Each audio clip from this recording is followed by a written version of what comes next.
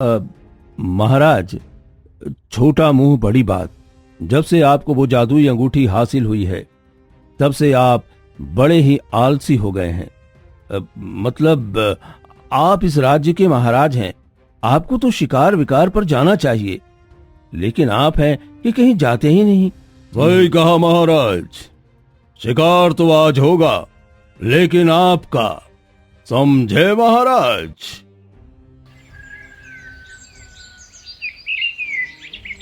मनुपुरी के राजा कैलाश सिंह स्वभाव से बहुत ही दयालु और मिलनसार किस्म के थे, इसलिए हफ्ते के एक दिन वो अपनी प्रजा से मिलने अवश्य जाया करते थे।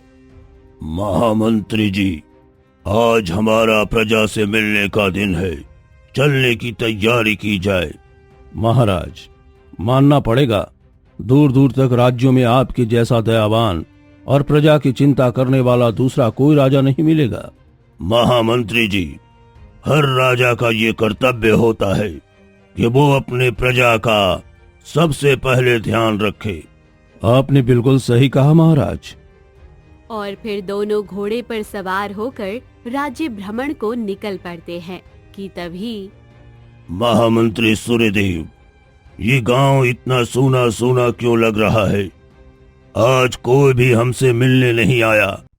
सब कुशल मंगल तो है ना? हाँ महाराज, मुझे भी कुछ समझ में नहीं आ रहा, आखिर सारे लोग कहाँ गए? अभी दोनों आपस में बात ही कर रहे थे कि तभी एक बूढ़ा आदमी वहाँ आ जाता है। महाराज की जय हो, महाराज की जय हो। महाराज, आज नाग पंचमी का दिन है और हमारे गांव के लोग पूजा के लिए पास के मंदिर में गए हैं। अच्छा अच्छा, तो ये बात है। वही मैं सोचूं कि आखिर सारे लोग कहाँ जा सकते हैं। महाराज, तो फिर महल लौट चलें क्या? वैसे भी जब लोग ही नहीं हैं तो आगे जाने का क्या फायदा? अरे नहीं नहीं महामंत्री जी, जब निकल ही पड़े हैं तो थोड़ी दूर और चलते हैं, इसी बहाने थोड़ा घूमना भी हो जाएगा। और फिर दोनों बात करते करते गांव से थोड़ी दूर निकल जाते हैं और एक सुनसान जंगल में जा पहुंचते हैं कि तभी महाराज को प्यास लग जाती है। महामंत्री जी, हमें बहुत प्यास लगी है। देखिए, यहाँ आसपास कोई झील या तालाब है क्या? जो आज्ञा महाराज। और फिर दोनों यहाँ वहाँ पानी की तलाश में घूमने लग जाते हैं कि तभी महामंत्री की नजर वहीं पास के एक तालाब पर पड़ती है। महाराज, वो रहा तालाब, चलिए उस तालाब के पास चलते हैं। और फिर दोनों उस तालाब के पास पहुंचकर अपनी प्यास बुझाते हैं कि तभी महामंत्री जी बोलते हैं। महाराज, इतनी दूर चलते चलते मैं बहुत थक गया हूँ। अगर आपकी आज्ञा हो तो क्यों नहीं यही वृक्ष की शीतल छाया में थोड़ा विश्राम कर लिया जाए? बात तो आप ठीक कह रहे हो, थक तो मैं भी गया हूँ। ठीक है, फिर हम दोनों यहीं कुछ देर के लिए विश्राम कर लेते हैं, फिर वापस लौट चलेंगे। और फिर दोनों वहीं पेड़ के नीचे विश्राम करने लग जाते हैं कि तभी महामंत्री को किसी सर्प की आवाज आती है। यहाँ वहाँ देखने पर उन्हें एक सांप दिखाई देता है जो एक नेवले से अपनी जान बचाकर इधर उधर भाग रहा था। अरे अरे महाराज, महाराज जरा बच के, वो देखिए एक सर्प आप ही की तरफ चला आ रहा है। लगता है उसके पीछे कोई नेवला भी है। आपने बिल्कुल सही कहा, लगता है ये नेवला इस सांप के पीछे पड़ा है। हमें इसकी जान बचानी चाहिए। लेकिन महाराज, संभल कर। और फिर महाराज बिना कुछ सोचे समझे अपनी तलवार उठाते हैं और उस नेवले के 2 टुकड़े कर देते हैं। महाराज, ये आपने क्या किया? महामंत्री जी, आपने शायद देखा नहीं, वो नेवला इस सर्प के पीछे पड़ा था। अगर मैं सही समय पर नहीं आता तो वो इस सर्प को मार डालता। आपको याद है गांव वालों ने क्या कहा था? आज नाग पंचमी है। आज के दिन सर्प की पूजा की जाती है, इसलिए इसे बचाना मेरा धर्म था। फिर तो ये आपने बिल्कुल सही किया महाराज। अभी दोनों आपस में बात ही कर रहे थे कि अचानक से वो सर्प एक इंसानी रूप ले लेता है। महाराज, आपने इस दुष्ट नेवले से मेरी जान बचाकर मुझ पर बड़ा एहसान किया है और मुझे श्राप मुक्त किया है।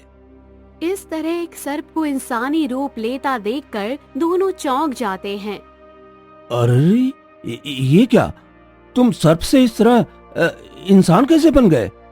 ये सुनकर नागराज हंसते हुए बोलते हैं। ऐसा इसलिए कि मैं एक इच्छाधारी नाग हूँ। एक ऋषि के श्राप के कारण मैं अपना इंसानी रूप नहीं ले पा रहा था और असहाय होकर अपनी जान बचाता फिर रहा था, लेकिन आपने इस नेवले को मारकर मेरी जान तो बचाई ही है, साथ ही साथ मुझे श्राप मुक्त भी कर दिया है। कहिए, मैं आपकी क्या सेवा कर सकता हूँ? ईश्वर की कृपा से मुझे सब कुछ प्राप्त है। मेरा परिवार, मेरी प्रजा सुखी है। भला और मुझे क्या चाहिए? फिर भी कुछ भी इच्छा रही होगी आपकी, मैं अपनी दिव्य शक्तियों से आपकी हर इच्छा पूरी कर सकता हूँ महाराज। चूंकि मेरी आपने जान बचाई है इसलिए, और कुछ न सही तो कम से कम एक मित्र समझकर ही आप मुझसे कुछ भी मांग सकते हैं। नागराज के लाख बोलने के बाद भी राजा उससे कुछ नहीं मांगते। महाराज की ऐसे उच्च विचार देख नागराज उन पर बहुत प्रसन्न होते हैं और बोलते हैं, भले ही आप मुझसे कुछ न मांगे, लेकिन भेंट स्वरूप मैं आपको कुछ देना चाहता हूँ महाराज। ऐसा कहकर नागराज को अपनी उंगली से एक अंगूठी निकालकर वो महाराज को भेंट स्वरूप देते हुए कहते हैं, महाराज, ये कोई मामूली अंगूठी नहीं है, बल्कि नागमणि का अंश है, जिसे पहनने वाले की किस्मत पल भर में बदल जाती है। लेकिन वो मैं कैसे इसे ले सकता हूँ? महाराज, आपने मुझ पर इतना बड़ा एहसान किया है, इसके बदले आपको ये भेंट तो लेना ही पड़ेगा। और फिर वो अंगूठी देकर नागराज वहाँ से चले जाते हैं। राजा के महल लौटने के बाद तो जैसे उनकी किस्मत ही बदल जाती है। पड़ोसी राज्यों से महाराज के बिगड़े संबंध अच्छे होने लग जाते हैं। राजकोष के धन में भी बढ़ोतरी होने लग जाती है। इसी बीच महामंत्री का बेटा मनोहर, जो कि पड़ोसी देश में युद्ध के लिए गया था, विजय होकर महल वापस लौटता है। पुत्र, आज न जाने कितने दिनों बाद तुम्हें देख रहा हूँ, मन को ठंडक पड़ गई। ऐसा कहकर सूर्यदेव अपने बेटे को गले से लगा लेता है।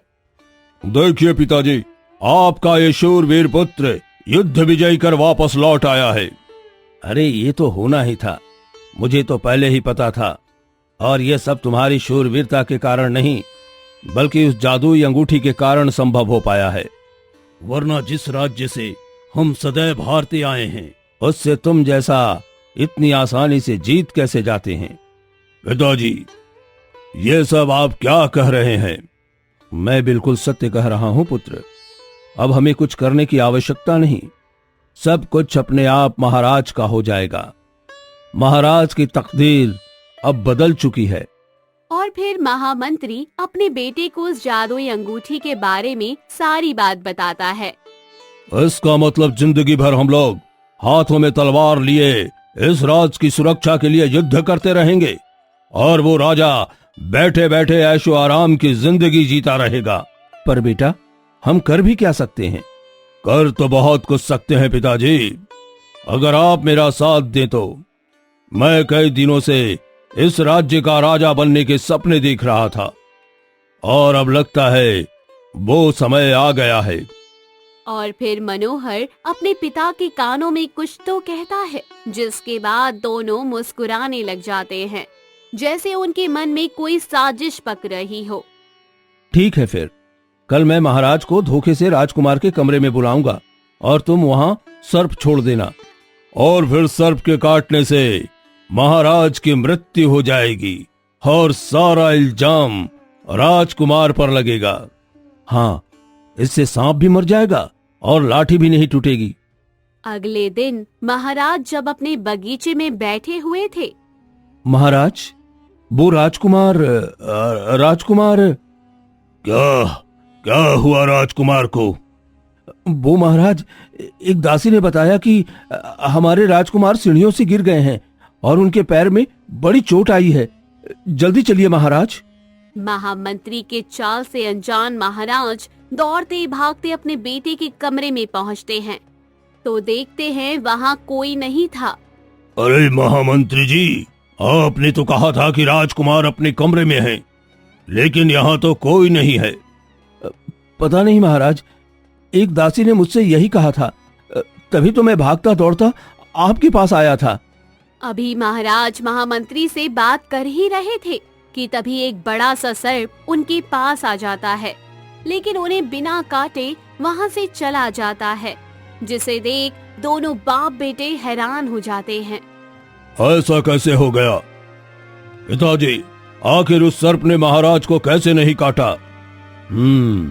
हो न हो ये सब जादू अंगूठी का कमाल है। जब तक वो अंगूठी उनके पास है हम उनका कुछ नहीं बिगाड़ पाएंगे। उसका मतलब हमें दूसरी योजना बनानी होगी। ऐसा करते हैं बेटा, महाराज को शिकार पर ले चलते हैं। शिकार पर जाते वक्त महाराज हमेशा अंगूठी खोलकर ही जाते हैं।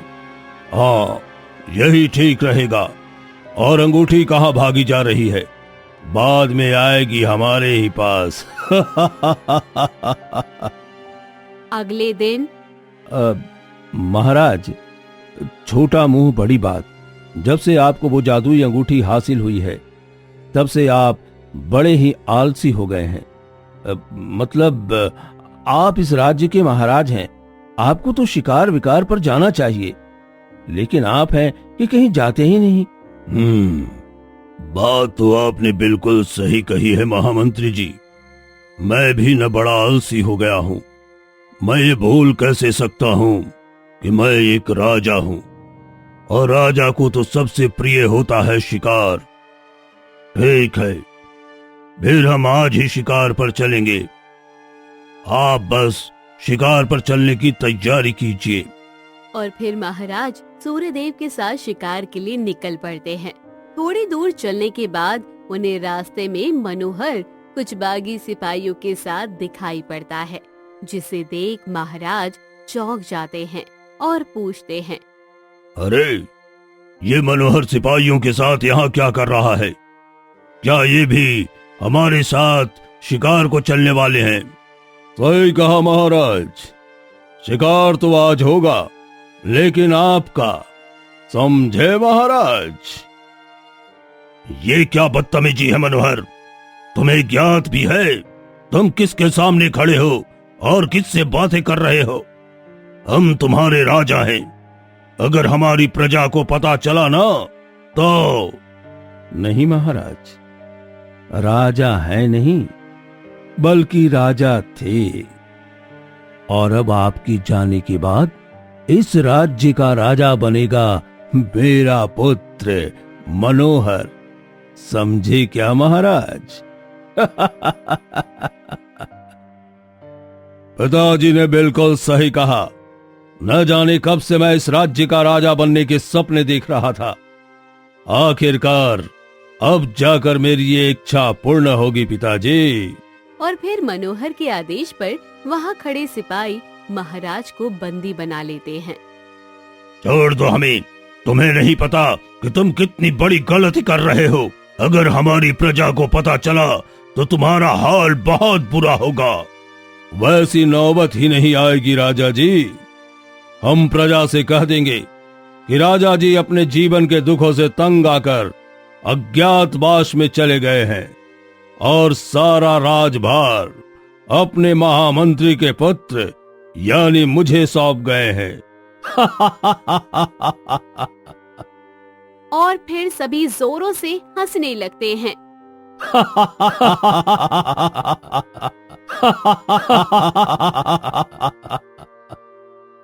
चलिए राजा जी, अब जल्दी जल्दी बता दीजिए वो जादुई अंगूठी कहाँ है, वरना। तुम जैसे पापियों के हाथों वो पवित्र अंगूठी कभी नहीं लगनी चाहिए। इसलिए चाहे तुम मेरी जान ही क्यों न ले लो, मैं तुम्हें नहीं बताऊंगा कि वो जादुई अंगूठी कहाँ है। पिताजी, ये ऐसे नहीं बताएगा। एक काम करते हैं, इसे कुछ दिन भूखा प्यासा यहीं किसी गुफा में रख देते हैं। जब कुछ दिन बिना जल और भोजन के रहेगा तो अपने आप अक्ल आ जाएगी। और फिर मनोहर महाराज को वहीं पास में ही मौजूद एक अंधेरी गुफा में बांधकर छोड़ देता है। महल वापस लौटकर दोनों सीधे महाराज के पुत्र शैलेंद्र के पास जाते हैं। महामंत्री जी, आप यहाँ और ये मनोहर यहाँ क्या कर रहा है? सब कुछ ठीक तो है ना? पिताजी कहाँ हैं? वो तो आपके साथ शिकार पर गए थे ना? हाँ हाँ, चिंता न करो, हम बहुत जल्द तुम्हें भी तुम्हारे पिताजी के पास पहुंचा देंगे। लेकिन उससे पहले ये बताओ कि तुम्हारे पिताजी ने वो जादुई अंगूठी कहाँ छिपा रखी है? अंगूठी? तुम कैसे जानते हो उस अंगूठी के बारे में? पहले ये बताओ कि पिताजी कहाँ हैं? राजकुमार, वो आपके पिताजी ने ही हमें यहाँ भेजा है। वो जंगल में शिकार करते वक्त घायल हो गए हैं, इसलिए हमें भेजा है ताकि उस अंगूठी के चमत्कार से उन्हें ठीक किया जा सके। बेचारा शैलेंद्र अपने पिताजी की घायल होने की खबर सुनकर घबरा जाता है और आनन फानन में वो अंगूठी निकालकर उन्हें दे देता है, जिसे पाते ही दोनों बाप बेटे जोर जोर से हंसने लग जाते हैं। पिताजी, ये राजकुमार भी अपने पिता की तरह ही मूर्ख है। और फिर मनोहर अपने सिपाहियों को आदेश देता है और राजकुमार को भी बंदी बनाकर कैद कर लेता है। इसके साथ ही प्रजा में ये खबर फैला देता है कि राजकुमार ने अपने पिता को मारने की कोशिश की और सारा राजपाट हड़पना चाहा, जिससे सुनकर महाराज अज्ञातवास में चले गए। वो तब तक के लिए राजभार महामंत्री के पुत्र मनोहर को सौंप दिया गया। राजभार संभालने के बाद मनोहर उस अंगूठी की जादुई शक्तियों का इस्तेमाल करके प्रजा पर अत्याचार करने लग जाता है, जिसे देख उसी समय वहाँ नागराज प्रकट हो जाते हैं। मनोहर, इस अंगूठी का असली मालिक महाराज कैलाश सिंह है। तुम इस तरह इस जादुई अंगूठी का गलत इस्तेमाल नहीं कर सकते। तुमने ये अंगूठी भेंट स्वरूप महाराज को दिया था और महाराज ने मुझे, इसलिए मैं जैसे चाहूं इसका इस्तेमाल कर सकता हूं। लेकिन तुमने ये अंगूठी धोखे से ली है। नागराज, ये अंगूठी फिलहाल मेरे पास है, इसलिए इस अंगूठी का असली मालिक मैं हुआ। अब तुम्हारा इस पर कोई अधिकार नहीं, इसलिए तुम बीच में न पड़ो तो अच्छा होगा। आखिरकार नागराज को वहाँ से जाना पड़ता है। उधर रामजतन नाम का एक बढ़ई अपने रोजाना के कामों में लगा हुआ था कि तभी उसकी पत्नी मंजू वहाँ आती है। सुनो जी, पिछले महीने भी तुमने घर खर्चे के लिए पैसे कम दिए थे। मुझे तो समझ नहीं आता कि तुम काम धंधा करते हो कि नहीं। अरे भाग्यवान, मैं क्या करूं? इन ग्राहकों को मेरे बनाए हुए चीजों में हमेशा कमी ही दिखाई पड़ती है, इसलिए नए ग्राहक दुकान पर आते ही नहीं। हाँ, तो इसमें गलती भी तुम्हारी है ना। कितनी बार कहा है कि जंगल से अच्छी अच्छी लकड़ियाँ लेकर आया करो, लेकिन तुम हो कि वही सड़ी गली लकड़ियों का इस्तेमाल करते हो, तो ग्राहक शिकायत करेंगे ही ना। हाँ, तुम तो बस मुंह उठाकर बोल दिया करो। जंगल के आसपास के सारे पेड़ उन दूसरे गांव के लकड़हारों ने काट लिया है और सारी लकड़ियां काट कर ले गए हैं, तो कहां से लाऊं और लकड़ियां? कि तभी मंजू कहती है, अरे क्यों ना तुम जंगल के उस पार जाकर लकड़ियां ले आओ, और वहाँ तो कोई जाता भी नहीं। क्या? जंगल पार?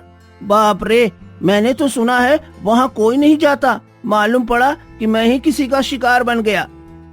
चुपचाप, जितना कहा है उतना करो, समझे? ज्यादा दिमाग चलाने की जरूरत नहीं है। इस बार अगर पैसे कम मिले तो फिर देखना। मंजू के बार बार जोर देने पर बेचारा रामजतन आखिरकार जंगल पार जाने को तैयार हो जाता है और जंगल के पार वो पहुंचता है। चलो भैया, आज मौसम साफ है, जल्दी जल्दी जंगल से कुछ लकड़ियाँ काट लेता हूँ। वैसे भी कल रमेश चाचा को कुर्सियां बनाकर देना है ना। चल बेटा रामजतन, फटाफट से काम खत्म कर ले। मन ही मन बड़बड़ाता हुआ रामजतन चला जा रहा था कि रास्ते में उसे किसी के करहाने की आवाज आती है। अरे ये आवाज कैसी? लगता है मेरा कानपुर में जरूरत से ज्यादा ही आवाज आ रही है। इससे पहले कि वो कुछ और सोचता, फिर से वही आवाज उसको सुनाई देती है। अरे भाई, ये तो वाकई में किसी की आवाज है, लेकिन इस सुनसान जंगल पर कौन हो सकता है? कहीं ये कोई भूत तो नहीं? अरे भाग ले बेटा रामजतन। लेकिन रामजतन के मन में ये जानने की भी इच्छा होती है कि आखिर ये आवाज है किसकी। इसलिए वो उस आवाज का पीछा करते करते एक गुफा के पास पहुंचता है, जहां बहुत अंधेरा था। अरे आवाज तो इसी गुफा से आ रही थी। चलो चलो चलो, चल कर देख लेता हूँ, शायद किसी को मदद चाहिए हो। गुफा के अंदर पहुंचते ही रामजतन की नजर राजा पर पड़ती है, जो बेचारे बहुत ही दयनीय अवस्था में वहां बंदी पड़े हुए थे।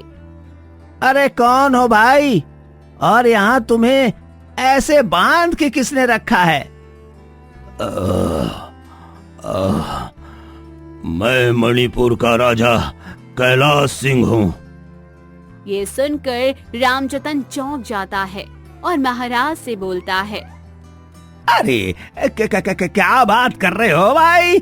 मुझे उल्लू समझ रखा है क्या? मैं खुद मणिपुर का रहने वाला हूँ, और हमारे राजा तो स्वयं अपना राजपाट महामंत्री जी के पुत्र मनोहर को सौंपकर अज्ञातवास में चले गए हैं। मेरी बात का विश्वास करो, मैं ही तुम्हारा राजा हूँ।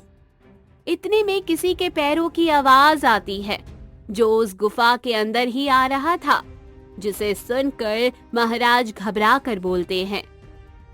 देखो देखो, लगता है कोई आ रहा है। तुम यहीं छिप जाओ। अगर उन लोगों ने तुम्हें यहाँ देख लिया तो मेरी तरह तुम्हें भी कैद कर लेंगे। महाराज की बात सुनकर रामजतन वहीं एक पत्थर के पीछे छिप जाता है कि तभी सामने से सूर्यदेव अपने बेटे के साथ वहां आता है। देखा पिताजी, मैंने कहा था ना, इसे जिंदा रखकर कोई फायदा नहीं, बेकार ही आपने इसका बोझ उठा रखा है। सही कहा बेटा। वैसे भी अब हमें वो जादुई अंगूठी तो मिल ही चुकी है, तो अब इसकी कोई जरूरत नहीं। इससे अच्छा तो यही होगा कि हम इसे मार दें। ये यहां मारा जाएगा और वहां काल कोठरी में सड़ते सड़ते एक दिन इसका बेटा भी ऊपर वाले को प्यारा हो जाएगा। और फिर दोनों जोरों से हंसने लग जाते हैं।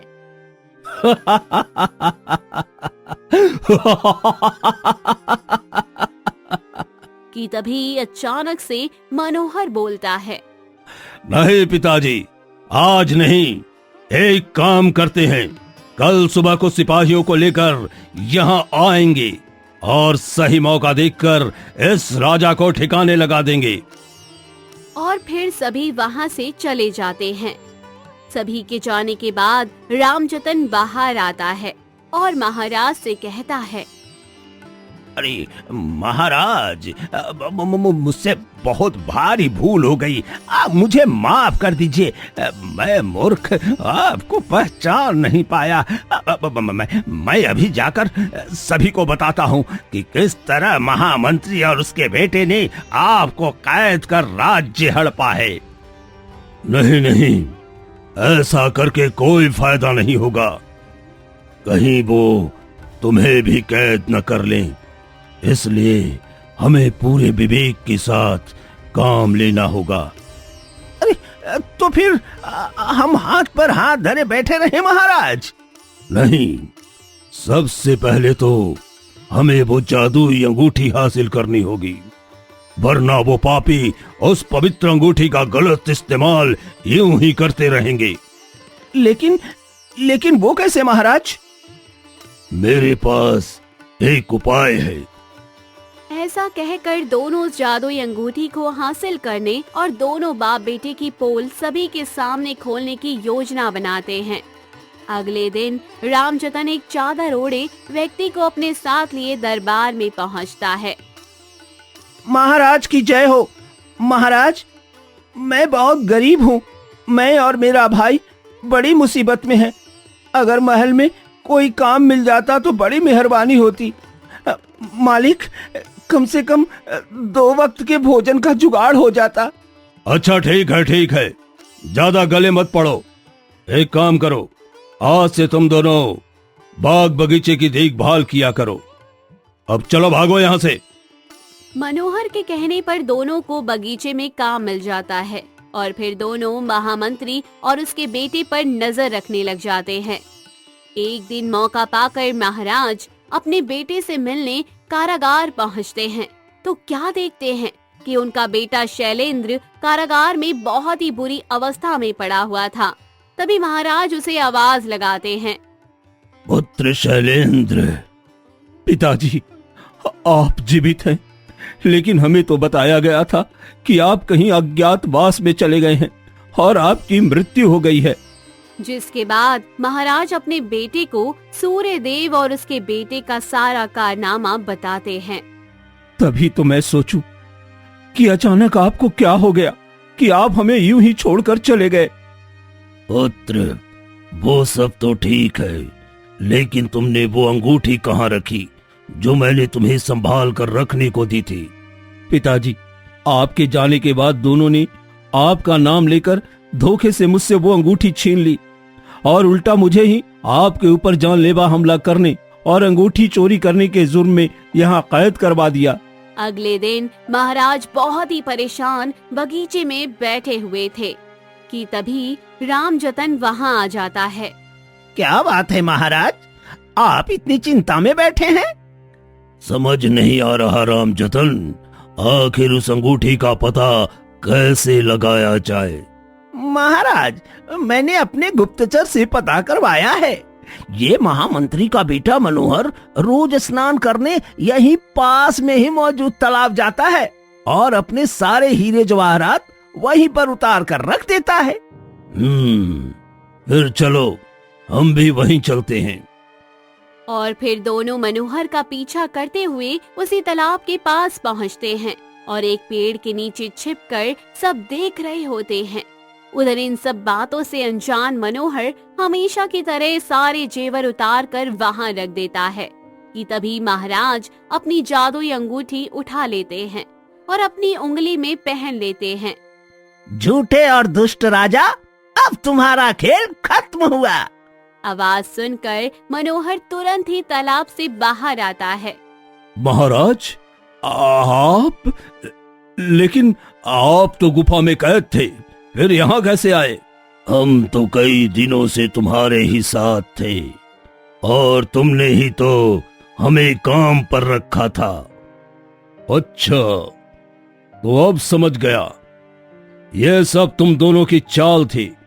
रुको, अभी बताता हूँ।